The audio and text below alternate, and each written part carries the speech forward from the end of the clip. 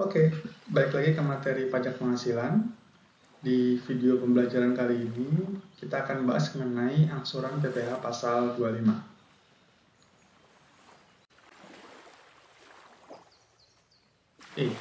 Sebelum kita mulai melakukan penghitungan atau membahas bagaimana cara menghitung angsuran PPh pasal 25, kita coba lihat skema bagaimana pemenuhan kewajiban perpajakan oleh wajib pajak. Ya, untuk memudahkan ilustrasi ini, kita buat ada 2 tahun. T1 ini adalah tahun pertama, sedangkan T2 ini adalah tahun kedua. Ya. Misalkan di T1, wajib pajak memperoleh penghasilan. Ya. Maka sebagai bentuk konsekuensi dari ketentuan perundang-undangan di bidang perpajakan di Indonesia, maka wajib pajak tersebut harus melaporkan seluruh penghasilan yang dia terima atau dia peroleh di T1 dilaporkan di T2. Batasnya adalah di bulan Maret untuk orang pribadi atau di bulan April untuk wajib pajak badan. Oke. Kemudian konsekuensi berikutnya adalah sebagian dari penghasilan tersebut harus dia bayarkan dalam bentuk pajak. Itu dikalikan dengan tarif pasal 17. Oke. Namun, selama tahun pajak berjalan, ya, sudah terdapat pajak yang dibayarkan oleh wajib pajak. Ya, yaitu melalui skema yang namanya skema pemotongan dan pemungutan atau yang biasa kita kenal dengan POTPUT. Bisa jadi itu PPh pasal 21, pasal 22, 23, atau mungkin pasal 24 jika wajib pajak memiliki penghasilan dari luar negeri. Oke. Jadi sebagian dari pajak yang harus dibayar oleh wajib pajak sudah dibayar melalui mekanisme POTPUT. Oke. Kemudian kita ketahui bahwa dari skema sederhana ini bahwa PPh terhutang si wajib pajak adalah sebesar yang angka hijau ini ya. Jadi berdasarkan pengalian seluruh penghasilan neto yang ia peroleh di T1 dikalikan dengan tarif. Oke. Maka ini nilainya sama. Oke. Kemudian ada juga PPh yang sudah dibayar melalui mekanisme POTPUT. Oke. Maka ini adalah jumlah seluruh yang sudah dibayarkan melalui POTPUT. Oke, ke sini maksudnya. Oke. Lalu, berapakah PPh yang harus dibayar sendiri? Maka PPh yang harus dibayar sendiri oleh wajib pajak, yaitu selisih antara PPh terhutang yang sudah dihitung dengan PPh yang sudah dibayar melalui mekanisme POTPUT. Oke.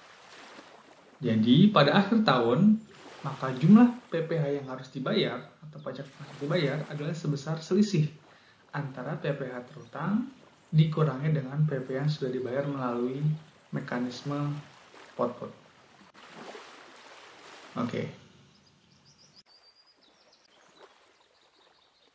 Berikutnya kita lanjut ke ilustrasi berikutnya. Kita lihat tadi di tahun kedua bahwa wajib pajak sudah melaporkan penghasilan di T1 dan sudah ada sebagian penghasilan yang dia setorkan dalam bentuk pajak. Ya. Ingat di tahun kedua pun wajib pajak akan memperoleh penghasilan sama dengan di tahun pertama. Dan sebagian dari penghasilan tersebut sudah dipungut melalui mekanisme POTPUT. Oke. Tapi kita simpan dulu POTPUT ini. Kita ketahui bahwa sudah ada mekanisme POTPUT. Oke. Namun selain ada pembayaran pajak melalui mekanisme POTPUT, ya, ada yang namanya angsuran pajak. Oke. Angsuran PPh pasal 25. PPh ini dibayar sendiri oleh wajib pajak berdasarkan pada berapa pajak yang sudah dibayar di tahun sebelumnya. Oke. Jadi jumlah berapa angsuran PPh pasal 25 ini tergantung pada berapa PPh yang dibayar di tahun sebelumnya. Jadi, ketika penghasilan tersebut dilaporkan oleh wajib pajak, penghasilan di T2 dilaporkan di T3, dan sebagian dari penghasilannya akan dibayarkan dalam bentuk pajak, maka penghitungan pajaknya adalah PPh terhutang, masih ditambah dengan PPh sudah dibayar melalui POTPUT, dan kita memperhitungkan juga berapa PPh yang sudah dibayar sendiri oleh wajib pajak. Oke. Nah, jadi ini merupakan jumlah berapa seluruh angsuran PPh pasal 25 yang sudah dibayarkan oleh wajib pajak selama T2. Sehingga PPh yang kurang atau lebih dibayar untuk penghasilan wajib pajak di T2 merupakan selisih antara PPh terutang dikurang dengan PPh yang sudah dibayar melalui output dikurangi lagi dengan PPh yang sudah dibayar sendiri. Ya. Jadi nanti ketika melaporkan penghasilan di T3, jumlah PPh yang harus dibayar hanya sebesar koin abu-abu ini, yaitu sudah PPh terutang dikurangi dengan PPh yang sudah dibayar melalui output dikurang lagi dengan PPh yang sudah dibayar sendiri. Di tahun berikutnya, kita lihat bahwa angsuran PPh 25 untuk T3 maka akan diperhitungkan berdasarkan berapa jumlah PPh yang kurang atau lebih bayar di T2. Oke. Nah, karena itu kita dapat ambil kesimpulan bahwa penghitungan angsuran PPh pasal 25 tahun T ya, didasarkan pada penghitungan pajak terutang pada tahun T-1 atau pada tahun sebelumnya. Oke. Nah, sekarang kita masuk ke hitung-hitungannya. Oh ya, satu lagi bahwa saya hapus. Karena tadi dari bulan Januari sampai bulan pelaporan ya, terdapat kekosongan ya, maka dari jangka waktu sini sampai sini ya, tadi kita lihat sudah masuk ke T3 tapi PPh pasal 25 belum bisa kita hitung karena baru dilaporkan di bulan Maret atau bulan April. Oke. Maka bagaimana dengan kekosongan di Januari sampai pelaporan SPT PPh? Maka dari Januari sampai waktu pelaporan masih menggunakan penghitungan PPh pasal 25 tahun sebelumnya. Oke. Kesimpulannya bahwa angsuran PPh pasal 25 dihitung berdasarkan 1/12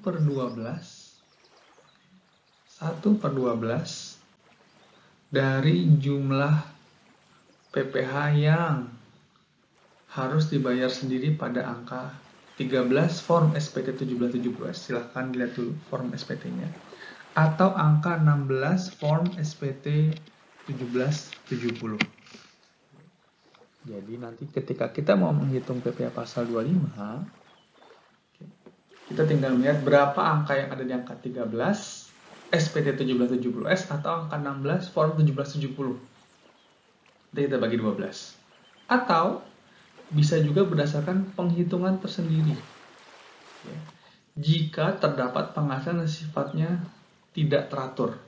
Contohnya adalah keuntungan karena selisih kurs hutang piutang, atau biasanya kalau di bahasa akuntansi kita bilang dengan anjak piutang atau hedging, atau mungkin keuntungan dari pengalihan harta. Ya. Jadi jika ada penghasilan yang sifatnya tidak teratur, ya, maka kita harus menghitung ulang berapa PPh pasal 25 yang harus kita bayarkan di tahun berikutnya. Oke, berikutnya kita akan coba melihat bagaimana penghitungan angsuran PPh pasal 25. Untuk contoh ini, saya akan menggunakan contoh wajib pajak orang pribadi. Oke. Nah, sebelumnya teman-teman bisa perhatikan bahwa struktur dari tampilan ini sebenarnya dari atas sampai bawah ini mengikuti struktur tampilan di SPT PPh. Oke, jadi teman-teman bisa melihat bagaimana memindahkan penghitungan ini ke SPT PPh, SPT 1770S maupun SPT 1770. Oke, misalnya si wajib pajak orang pribadi ini mempunyai penghasilan itu sebesar 320.485.000. Oke. Kemudian dia membayar zakat atas penghasilannya ke badan amil zakat yang telah disahkan oleh pemerintah sebesar Rp12.125. Oke. Kemudian kita dapatkan bahwa jumlah penghasilan itu setelah zakat yaitu sebesar Rp312.472.875. Kemudian PTKP sebesar 63 juta. Misalnya statusnya adalah K1. Oke. Maka PTKP sebesar 63 juta. Kemudian penghasilan kena pajak atau biasa kita bilang PHKP yaitu sebesar Rp249.472.875. Ingat, sesuai dengan ketentuan di PP pasal 17 bahwa untuk penghitungan pajak, maka penghasilan kena pajak sebelum dikalikan dengan tarif dibulatkan ke ribuan terkecil. Sehingga sekarang penghasilan kena pajak adalah sebesar Rp249.472.000. Kemudian kita kalikan dengan tarif PPh pasal 17 di mana tarifnya adalah masuk ke layer 5% dan 15%. Okay. Sehingga total PPh terutangnya sebesar Rp30.420.800. Kemudian kredit pajaknya kita sebesar 10 juta untuk pasal 21, pasal 22 misalnya ada sebesar 500.000 dan PP pasal 23 sebesar 7,5 juta. Maka total kredit pajak atau total PP yang telah dipotong atau dipungut oleh pihak lain sebesar 18 juta. Maka PP yang harus dibayar sendiri sebesar 14.420.800. Oke. Maka untuk menghitung angsuran PPh pasal 25 untuk tahun pajak berikutnya itu cukup 14.420.800 ini dibagi dengan 12. Oke, ini hasilnya. Oke. Contoh berikutnya. Oke, tadi ingat bahwa jika terdapat penghasilan yang tidak teratur, maka itu harus diperhitungkan. Apa itu penghasilan tidak teratur? Yaitu penghasilan yang wajib pajak belum tentu memperolehnya setiap tahun. Contohnya, dari penghasilan neto tersebut, ya, terdapat penghasilan dari menyewakan 2 kendaraan milik pribadi sebesar 45 juta. Oke. Dan penghasilan tersebut bukan penghasilan diperoleh secara teratur setiap tahunnya. Oke. Nah, penghasilan sebesar 45 juta ini harus kita perhitungkan dalam menghitung PPh pasal angsuran PPh pasal 25. Oke, penghasilan itu sama. Tambahannya adalah kita perlu memperhitungkan adanya penghasilan tidak teratur nih. Penghasilan tidak teratur. Ya. Dijadikan apa? Dijadikan unsur pengurang. Jadi jumlah yang ada di sini adalah penghasilan neto dikurang penghasilan tidak teratur dikurangi zakat. Artinya nilai sebesar 267 juta ini merupakan jumlah penghasilan neto yang teratur setelah pengurangan zakat. Oke. Kemudian langkah berikutnya sesuai dengan langkah di tayangan sebelumnya. Oke. Ada juga pembulatan dulu, oke, ke ribuan terkecil. Kemudian kita kalikan dengan tarif progresif pasal 17. Oke. Kita kurangkan dengan tarif pajak. Kemudian kita tahu bahwa berapa PPh yang harus dibayar sendiri. Oke. Sehingga kita temukan bahwa angsuran PPh pasal 25 untuk tahun pajak berikutnya yaitu sebesar 7.670.800, ya, angka di sini dibagi dengan 12. Oke.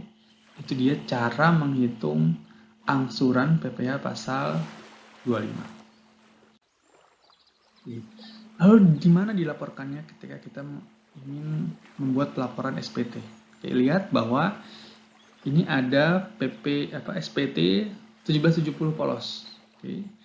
Kita tahu bahwa tadi angsuran PPh pasal 25 dihitung dari angka 13.1770S atau angka 16 SPT 1770 dibagi dengan 12. Di sini angkanya yaitu sebesar 3.450.000.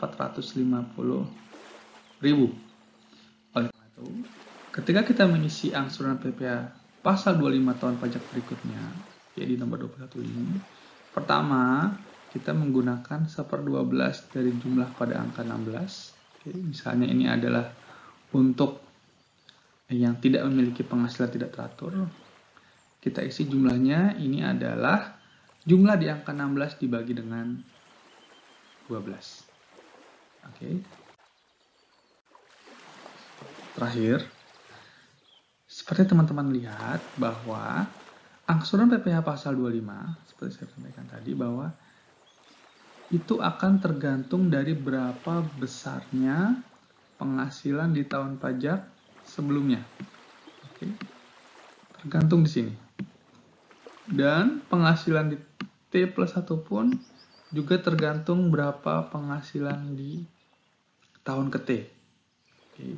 Jadi konsekuensinya dari penghitungan angsuran PPh pasal 25 adalah jika penghasilan di tahun sebelumnya sama, ya, jika penghasilan di tahun sebelumnya sama dengan penghasilan di tahun T, maka PPh kurang bayar untuk tahun T sama dengan 0. Kenapa 0?